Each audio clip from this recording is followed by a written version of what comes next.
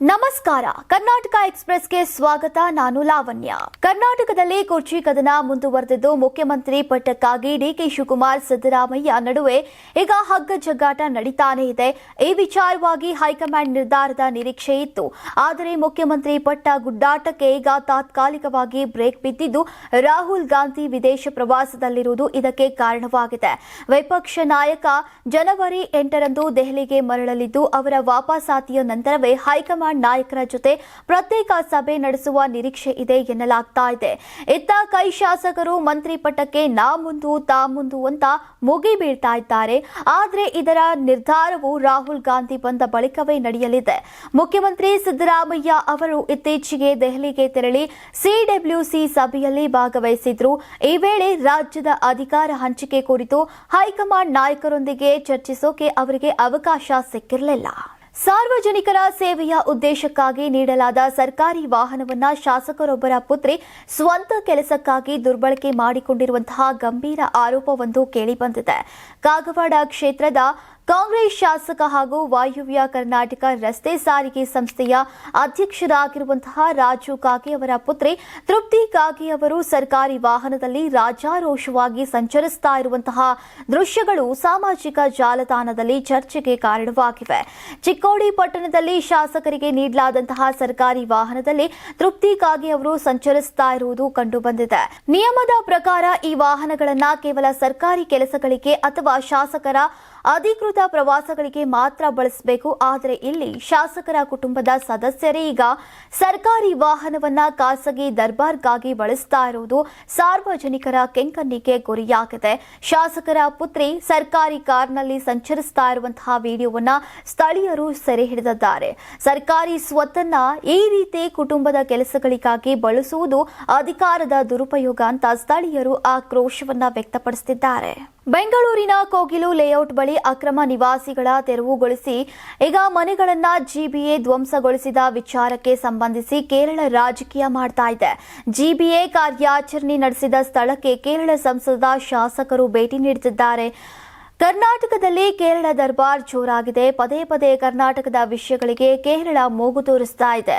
ಅನಾವಶ್ಯಕವಾಗಿ ಕರ್ನಾಟಕದ ವಿಷಯಕ್ಕೆ ಕೇರಳ ಸಿಎಂ ಮೂಗು ತೋರಿಸಿ ಈಗ ರಾಜಕಾರಣ ಮಾಡ್ತಿದ್ದಾರೆ. ಕೇರಳ ಚುನಾವಣೆಯ ಲೆಕ್ಕಾಚಾರದಲ್ಲಿ ರಾಜಕೀಯ ಕೆಸರೆ ಎರಚಾಟಕ್ಕೆ ಈಗ ಕರ್ನಾಟಕದ ತೀರ್ಮಾನಗಳನ್ನು ಬಳಸಿಕೊಳ್ತಿದ್ದಾರೆ. ಹಾಗಾಗಿಯೇ ಕೋಗಿಲು ಲೇಔಟ್ ಅಕ್ರಮ ಮನೆ ತೆರವುದಾರರಿಗೆ ಈಗ ಪರ್ಯಾಯ ವ್ಯವಸ್ಥೆ ಮಾಡುವಂತೆ ದೆಹಲಿಯ ಕೇರಳ ಮೂಲದ ನಾಯಕರಿಂದ ರಾಜ್ಯ ಸರ್ಕಾರ ಮೇಲೆ ಒತ್ತಡ ಹೆಚ್ಚಾಗಿದೆ.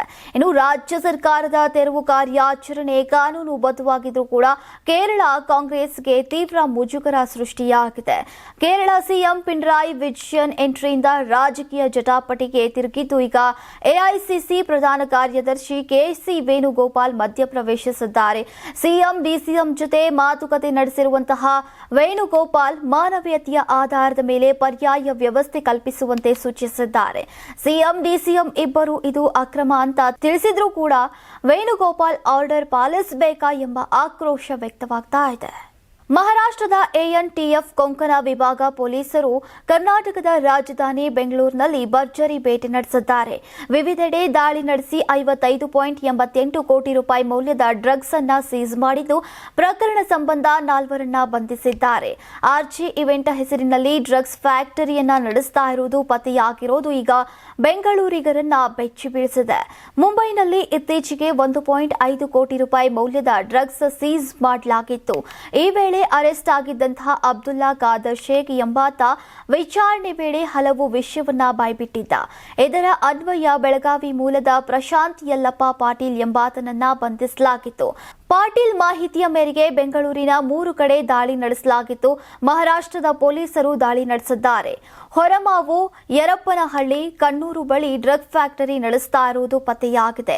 ದಾಳಿ ವೇಳೆ 4.1 ಕೆಜಿ ಘನ ಎಂಡಿಎಂಎ ಮತ್ತು 17 ಕೆಜಿ ದ್ರವ ಎಂಡಿಎಂಎ ಸೇರಿ 55.88 ಕೋಟಿ ರೂಪಾಯಿ ಮೌಲ್ಯದ ಒಟ್ಟು 21.4 ಕೆಜಿ ಡ್ರಗ್ಸ್ನ ಪೊಲೀಸರು ವಶಕ್ಕೆ ಪಡೆದಿದ್ದಾರೆ.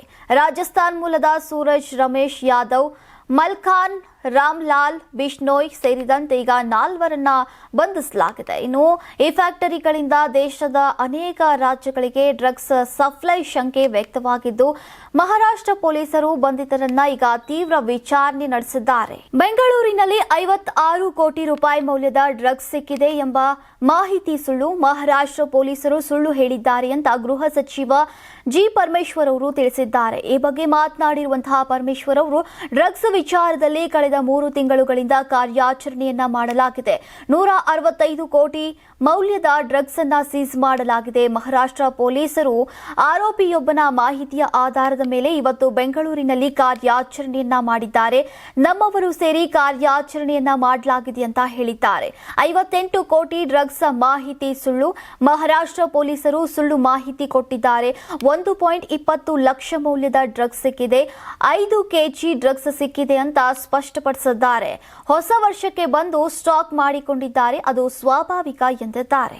ರಾಜ್ಯದಲ್ಲಿ ಮತ್ತೊಂದು ಲವ್ ಸೆಕ್ಸ್ ದೋಖಾ ಆರೋಪ ಪ್ರಕರಣ ಸದ್ದು ಮಾಡ್ತಾ ಇದ್ದು, ಈಗ ಆರೋಪಿಯನ್ನ ಪೊಲೀಸರು ಬಂಧಿಸಿದ್ದಾರೆ. ಸಂತ್ರಸ್ತ ಯುವತಿಯಿಂದ ಲಕ್ಷಾಂತರ ರೂಪಾಯಿ ಹಣ ಬೆದರಿಸಿ ಪಡೆದಿರುವಂತಹ ಜೊತೆಗೆ ಆಕೆಯ ಮನೆಯಲ್ಲಿದ್ದಂತಹ ಚಿನ್ನಾಭರಣವನ್ನ ಆರೋಪಿ ಕದ್ದಿದ್ದ. ಅಲ್ಲದೆ ಯುವತಿಯ ಸಹೋದರಿ ಮೇಲೂ ಕೂಡ ಲೈಂಗಿಕ ದೌರ್ಜನ್ಯವನ್ನ ಎಸಗಿದ್ದ ಎನ್ನಲಾಗಿದೆ. ಬೆಂಗಳೂರಿನ ಬಾಗಲಗುಂಟೆ ಪೊಲೀಸ್ ಠಾಣಾ ವ್ಯಾಪ್ತಿಯಲ್ಲಿ ಘಟನೆ ನಡೆದಿದ್ದು, ಆರೋಪಿ ಶುಭಾಂಶು ಶುಕ್ಲಾ ಅನ್ನ ಈಗ ಪೊಲೀಸರು ಬಂಧಿಸಿದ್ದಾರೆ. ಮೊದಲು ಸಂತ್ರಸ್ತೆಯ ಸೋದರಿಯಾದಂತಹ ಅಪ್ರಾಪ್ತಿಯನ್ನ ಪರಿಚಯ ಮಾಡಿಕೊಂಡಿದ್ದಂತಹ ಆರೋಪಿ ಆಕೆಯ ಕುಟುಂಬಕ್ಕೂ ಬಲ್ಲವನಾಗಿದ್ದ. ಬಳಿಕ ಬಾಲಕಿ ಸಹೋದರಿಯನ್ನ ಪ್ರೀತಿಯ ಬಲಿಯಲ್ಲಿ ಬೀಳಿಸಿದ್ದ ಈಗ ಈತ ಮಾಸ್ಟರ್ ಪ್ಲಾನ್ ಮಾಡಿ ಆಕೆಯನ್ನ ತನ್ನ ಜೊತೆ ಕರೆದುಕೊಂಡು ಹೋಗಿದ್ದ. ತನಗೆ ಮುಂಬೈನಲ್ಲಿ ಕೆಲಸ ಸಿಕ್ಕಿದೆ ಅಂತ ಮನೆಯವರನ್ನ ನಂಬಿಸಿದ್ದಂತಹ ಸಂತ್ರಸ್ತೆ ಈತನನ್ನ ನಂಬಿ ಜೊತೆಗೆ ತೆರಳಿದ್ರು. ನಂತರ ಫ್ಲಾಟ್ನಲ್ಲಿ ಶುಭಾಂಶು ಮತ್ತು ಯುವತಿ ಲಿವಿಂಗ್ ರಿಲೇಶನ್ಶಿಪ್ ನಲ್ಲಿದ್ರು ಎನ್ನಲಾಗಿದೆ. ಶುಭಾಂಶು ಮೇಲೆ ಭರವಸೆಯನ್ನ ಇಟ್ಟು ಸಂತ್ರಸ್ತೆ ಸಂಬಂಧವನ್ನ ಮುಂದುವರೆಸಿದ್ಲು. ಆದರೆ ಮತ್ತೊಂದು ಅಪ್ರಾಪ್ತ ಯುವತಿಗೂ ಕೂಡ ಶುಭಾಂಶು ಇದೇ ರೀತಿ ವಂಚಿಸ್ತಾ ಇರುವುದು ಸಂತ್ರಸ್ತೆಗೆ ಗೊತ್ತಾಗಿದೆ. ಆಕೆ ಮುಂದೆ ಈತನ ಬಂಡವಾಳವನ್ನ ಈಗ ಸಂತ್ರಸ್ತೆ ಬಯಲು ಮಾಡಿದ್ಲು. ಆ ಬಳಿಕ ಶುಭಾಂಶು ಚಿತ್ರ ಹಿಂಸೆ ಮಾಡೋಕೆ ಆರಂಭಿಸಿದ್ದ ಅಂತ ದೂರನ್ನ ನೀಡಲಾಗಿದೆ. ಹೊಸ ವರ್ಷ 2026ರ ಆಚರಣೆಗೆ ಬೆಂಗಳೂರು ನಗರ ಸಜ್ಜಾಗಿದ್ದು, ಪೊಲೀಸರು ಬಿಗಿ ಭದ್ರತಾ ಕ್ರಮಗಳನ್ನು ಕೈಗೊಂಡಿದ್ದಾರೆ. ಗೃಹ ಸಚಿವ ಜಿ ಪರಮೇಶ್ವರ್ ಅವರು ಈ ಬಾರಿ 10 ಲಕ್ಷಕ್ಕೂ ಹೆಚ್ಚು ಜನರು ಆಚರಣೆಯಲ್ಲಿ ಭಾಗವಹಿಸುವ ನಿರೀಕ್ಷೆ ಇದೆ ಅಂತ ತಿಳಿಸಿದ್ದಾರೆ. ಕಾನೂನು ಸುವ್ಯವಸ್ಥೆ, ಸಂಚಾರ ನಿಯಂತ್ರಣ ಹಾಗೂ ಜನದಟ್ಟಣೆ ನಿರ್ವಹಣೆಗೆ ಈಗ ವಿಶೇಷ ಸೂಚನೆಯನ್ನ ನೀಡಲಾಗಿದೆ. ಮಹಿಳೆಯರ ಸುರಕ್ಷತೆಗೆ ಅತ್ಯುನ್ನತ ಆದ್ಯತೆಯನ್ನ ನೀಡಲಾಗಿದೆ. ಬಾರ್, ರೆಸ್ಟೋರೆಂಟ್ ಮತ್ತು ಮಾಲ್ಗಳೊಂದಿಗೆ ಸಭೆಯನ್ನ ನಡೆಸಿ ಮಾರ್ಗಸೂಚಿಗಳನ್ನ ಜಾರಿ ಮಾಡಲಾಗಿದೆ. ಕುಡಿದು ಅಸ್ವಸ್ಥರಾದವರಿಗೆ 15 ಸುರಕ್ಷತಾ ಆಶ್ರಯ ಕೇಂದ್ರಗಳನ್ನ ಸ್ಥಾಪಿಸಲಾಗಿದೆ. ಆಂಬ್ಯುಲೆನ್ಸ್, ಅಗ್ನಿಶಾಮಕ ವಾಹನಗಳು ಹಾಗೂ ಡ್ರೋನ್ ಕ್ಯಾಮೆರಾಗಳ ಮೂಲಕ ನಿಗಾ ವಹಿಸಲಾಗ್ತಾ ಇದೆ. ಇನ್ನು ಇದೇ ವೇಳೆ ಕಲಬುರಗಿಯಲ್ಲಿ ಅಬಕಾರಿ ಸಚಿವ ಆರ್.ಬಿ. ತಿಮ್ಮಾಪುರ್ ಅವರ ಹೊಸ ಮದ್ಯ ಮಾರಾಟ ಮಾರ್ಗಸೂಚಿಗಳಿಲ್ಲ ಅಂತ ತಿಳಿಸಿದ್ದಾರೆ. ವಂದೇ ಭಾರತ್ ಇಂಟರ್ಸಿಟಿ ಶತಾಬ್ದಿ ಸೇರಿದಂತೆ ಕರ್ನಾಟಕದಲ್ಲಿ ಸಂಚರಿಸುವಂತಹ 414 ರೈಲುಗಳ ವೇಳಾಪಟ್ಟಿ ಜನವರಿ 1ರಿಂದ ಬದಲಾವಣೆ ಮಾಡಲಾಗಿದೆ. ಕೆಲ ರೈಲುಗಳು ನಿಗದಿಗಿಂತ ಶೀಘ್ರದಲ್ಲಿಯೇ ನಿಲ್ದಾಣಕ್ಕೆ ಆಗಮಿಸಿದ್ರೆ, ಇನ್ನು ಕೆಲ ರೈಲು ತಡವಾಗಿ ಆಗಮಿಸ್ತಾ ಇವೆ. ಪ್ರತಿ ವರ್ಷದಂತೆ ಈ ಬಾರಿಯೂ ರೈಲು ಸೌಕರ್ಯಗಳನ್ನು ಈಗ ಜನಸ್ನೇಹಿ ಮಾಡುವ ನಿಟ್ಟಿನಲ್ಲಿ 1/1/2026ರಿಂದ ಅನ್ವಯವಾಗುವಂತೆ ರೈಲುಗಳ ವೇಳಾಪಟ್ಟಿಯಲ್ಲಿ ಪರಿಷ್ಕರಣೆ ಮಾಡಲಾಗ್ತಾ ಇದೆ ಅಂತ ರೈಲ್ವೆ ಅಧಿಕಾರಿಗಳು ತಿಳಿಸಿದ್ದಾರೆ. ಈ ಹೊಸ ವೇಳಾಪಟ್ಟಿಯಲ್ಲಿ ಪ್ರಯಾಣಿಕರ ಅನುಕೂಲಕ್ಕಾಗಿ ಕರ್ನಾಟಕದಲ್ಲಿ ಸಂಚರಿಸುವಂತಹ 414 ರೈಲುಗಳ ಆಗಮನ ಮತ್ತು ನಿರ್ಗಮನ ಸಮಯದಲ್ಲಿ ಪರಿಷ್ಕರಣೆ ಮಾಡಲಾಗಿದೆ. 2 ರೈಲುಗಳ ಸೇವೆಯ ದಿನವನ್ನ ಬದಲಿಸಲಾಗಿದೆ. ಪ್ರಯಾಣಿಕರು ಪರಿಷ್ಕೃತ ಸಮಯವನ್ನ ನ್ಯಾಷನಲ್ ಟ್ರೈನ್ ಎನ್ಕ್ವೈರಿ ಸಿಸ್ಟಮ್ ಅಥವಾ ನೈಋತ್ಯ ರೈಲ್ವೆಯ ವೆಬ್ಸೈಟ್ನಲ್ಲಿ ಪರಿಶೀಲಿಸುವಂತೆ ಕೋರಲಾಗಿದೆ. ಹಲವು ರೈಲುಗಳು ಸದ್ಯದ ವೇಳಾಪಟ್ಟಿಗಿಂತ 1 ಗಂಟೆ ಮುಂಚೆ ಅಥವಾ ತಡವಾಗಿ ನಿಲ್ದಾಣಕ್ಕೆ ಆಗಮಿಸುತ್ತೆ. ಹೀಗಾಗಿ ಪ್ರಯಾಣಿಕರು where is my train app ಮೂಲಕ ಅಥವಾ ರೈಲ್ವೆ ವೆಬ್ಸೈಟ್ ಕಾಯ್ದಿರಿಸುವಂತಹ ಟಿಕೆಟ್ನಲ್ಲಿ ನಮೂದಿಸಿರೋದನ್ನ ಪರಿಶೀಲಿಸಿಕೊಂಡು ನಿಲ್ದಾಣಕ್ಕೆ ಆಗಮಿಸಬೇಕು ಅಂತ ರೈಲ್ವೆಯ ಅಧಿಕಾರಿಗಳು ಸಲಹೆ ನೀಡಿದ್ದಾರೆ. ರಾಯಚೂರು ಜಿಲ್ಲೆಯ ಸಿರವಾರ ತಾಲೂಕಿನ ಕವಿತಾಳ ಪಟ್ಟಣದಲ್ಲಿ ಕರೀಂ ಸಾಬ್ ಕುಟುಂಬ ಕೋಮು ಸೌಹಾರ್ದತೆಗೆ ಮಾದರಿಯಾಗಿದೆ. ಈ ಮುಸ್ಲಿಂ ಕುಟುಂಬ ಕಳೆದ 4 ವರ್ಷಗಳಿಂದ ಅಯ್ಯಪ್ಪ ಸ್ವಾಮಿ ಮಾಲಾಧಾರಿಗಳಿಗೆ ಪ್ರಸಾದದ ವ್ಯವಸ್ಥೆಯನ್ನ ಮಾಡ್ತಾ ಇದ್ದು, ಮಾಲಾಧಾರಿಗಳ ವಿಧಿವಿಧಾನ ಮತ್ತು ಸಂಪ್ರದಾಯದಂತೆ ಭೋಜನವನ್ನ ಸಿದ್ಧಪಡಿಸಲಾಗ್ತಾ ಇದೆ. ಕರೀಂ ಸಾಬ್ ಕುಟುಂಬವು ಯಾವುದೇ ಧರ್ಮದ ಕಾರ್ಯಕ್ರಮವಿರಲಿ ಅದರಲ್ಲಿ ಉತ್ಸಾಹದಿಂದ ಪಾಲ್ಗೊಳ್ಳುವುದಾಗಿ ತಿಳಿಸಿದೆ. ಸುಮಾರು 35ಕ್ಕೂ ಹೆಚ್ಚು ಮಾಲಾಧಾರಿಗಳು ಈ ಭೋಜನ ವ್ಯವಸ್ಥೆಯಲ್ಲಿ ಭಾಗಿಯಾಗಿದ್ದು, ಇವರ ಸೇವೆಗೆ ಎಲ್ಲೆಡೆ ಶ್ಲಾಘನೆ ವ್ಯಕ್ತವಾಗ್ತಾ ಇದೆ. ಕೊಪ್ಪಳ ಜಿಲ್ಲೆಯ ಗಂಗಾವತಿಯಲ್ಲಿ ನಿರ್ಮಲ ತುಂಗಭದ್ರಾ ಅಭಿಯಾನದ 3ನೇ ಹಂತದ ಪಾದಯಾತ್ರೆ ನಡೆಯಿತು. ರಾಷ್ಟ್ರೀಯ ಸ್ವಾಭಿಮಾನ ಆಂದೋಲನ, ನಿರ್ಮಲ ತುಂಗಭದ್ರಾ ಅಭಿಯಾನ ಸಮಿತಿ ಹಾಗೂ ಕರ್ನಾಟಕ ಪರಿಸರ ಟ್ರಸ್ಟ್ ಶಿವಮೊಗ್ಗ ಇವರ ಸಂಯುಕ್ತ ಆಶ್ರಯದಲ್ಲಿ ಈ ಕಾರ್ಯಕ್ರಮವನ್ನು ಆಯೋಜಿಸಲಾಗಿತ್ತು. ನಗರದ ಹಿರೇಜಂತಕಲ್ಲ ಸಮೀಪದ ಪ್ರಸನ್ನ ಪಂಪಾಪತಿ ದೇವಸ್ಥಾನ ಆವರಣದಲ್ಲಿ ನಡೆದಂತಹ ಜಲಜಾಗೃತಿ ಮತ್ತು ಜನಜಾಗೃತಿ ವೇದಿಕೆಯನ್ನ ನೇತಾಜಿ ಸುಭಾಷ್ ಚಂದ್ರ ಬೋಸ್ ಅವರ ಮರಿ ಮೊಮ್ಮಗಳು ರಾಜಶ್ರೀ ಚೌಧರಿ ಬೋಸ್ ಉದ್ಘಾಟಿಸಿ ಪಾದಯಾತ್ರೆಗೆ ಚಾಲನೆಯನ್ನ ನೀಡಿದರು. ಕಾರ್ಯಕ್ರಮದಲ್ಲಿ ಅಭಿಯಾನದ ರಾಜ್ಯ ಸಂಚಾಲಕ ಬಸವರಾಜ್ ಪಾಟೀಲ್, ಮಾಜಿ ಸಂಸದ ಶಿವರಾಮ್ ಗೌಡ, ಶ್ರೀಮತಿ ಲಲಿತಾ ರಾಣಿ ಸೇರಿದಂತೆ ಗಣ್ಯರು ಭಾಗವಹಿಸಿದ್ದು, ಪಾದಯಾತ್ರೆಗೆ ವಿವಿಧ ಸಂಘ ಸಂಸ್ಥೆಗಳು, ಶಾಲಾ ಕಾಲೇಜು ವಿದ್ಯಾರ್ಥಿಗಳು ಹಾಗೂ ವಿಕಲಚೇತನ ಒಕ್ಕೂಟ ಭಾರಿ ಬೆಂಬಲವನ್ನ ನೀಡಿದ್ದು, ಬೈಕ್ ರ್ಯಾಲಿ ವಿಶೇಷ ಗಮನ ಸೆಳೆದಿದೆ. ಪಾಲ್ಗೊಂಡವರು ತುಂಗಭದ್ರಾ ನದಿ ಶುದ್ಧೀಕರಣ ಮತ್ತು ಜಲ ಸಂರಕ್ಷಣೆಯ ಕುರಿತು ಘೋಷಣೆಗಳನ್ನು ಕೂಗಿದ್ದಾರೆ. ಕರ್ನಾಟಕ ಟಿವಿ ಮತ್ತು ಆಟ್6 ವತಿಯಿಂದ ಸಂಕ್ರಾಂತಿ ಹಬ್ಬದ ಪ್ರಯುಕ್ತ ರಾಜ್ಯ ಮಟ್ಟದ ರಂಗೋಲಿ ಸ್ಪರ್ಧೆ. Sponsor Saptagiri university. Associate sponsor Jeeni slim. Jeeni ಮನೆಯಲ್ಲಿದ್ದರೆ ನೀವು ಸ್ಲಿಮ್ ಆಗೋದು ಗ್ಯಾರಂಟಿ.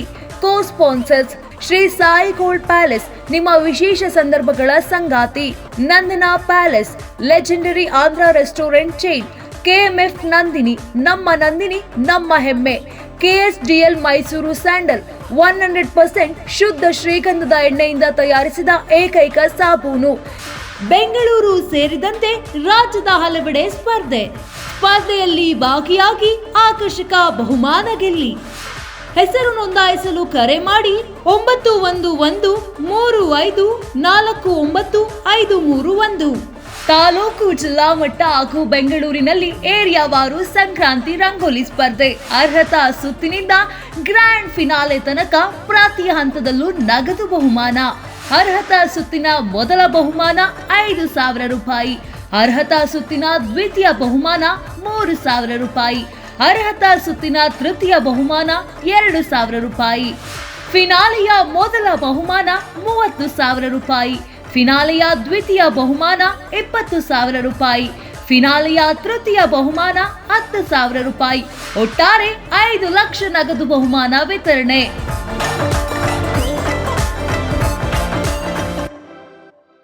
ಯಾರಾಗ್ತಾರೆ ಎಂಎಲ್ಎ ಅಭ್ಯರ್ಥಿ 2028 ಶೀಘ್ರದಲ್ಲೇ. ಪ್ರತಿದಿನ ಒಂದೊಂದು ಕ್ಷೇತ್ರದ ಟಿಕೆಟ್ ಆಕಾಂಕ್ಷಿಗಳ ಸಂಪೂರ್ಣ ಮಾಹಿತಿ ಪೊಲಿಟಿಕಲ್ ಜರ್ನಲಿಸ್ಟ್ ಕೆಎಂ ಶಿವಕುಮಾರ್ ಅವರಿಂದ. ಕರ್ನಾಟಕದ ನಂಬರ್ 1 ಡಿಜಿಟಲ್ ಮೀಡಿಯಾ ನಿಮ್ಮ ನೆಚ್ಚಿನ ಕರ್ನಾಟಕ ಟಿವಿಯಲ್ಲಿ ಮಾತ್ರ.